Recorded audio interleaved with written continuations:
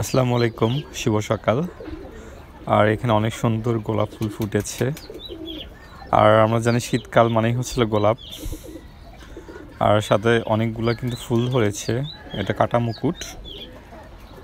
আর এই পাশে কিন্তু টমেটো অনেক ধরেছে, এটা ভালো করে বেঁধে দিতে হবে, মানে এটা এত ধরেছে যে আসলে না বেঁধে রাখলে পড়ে যাবে গাছটি।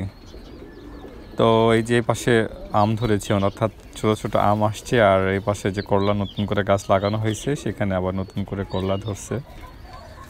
আর সকাল থেকে তো এখন অনেক বৃষ্টির মতো পড়তেছে, ঝিরিঝিরি। শীতকাল, এর মধ্যে হচ্ছে বৃষ্টি। আর এই মুরগিকে ঢেকে রাখছি যেন হচ্ছিল যে কোনো বাতাস না যায়। আর দেখে নিচ্ছিলাম যে আসলে কোনো ডিম দিয়েছে কিনা। আর এই পাশে কবুতরকে খাবার দিলাম।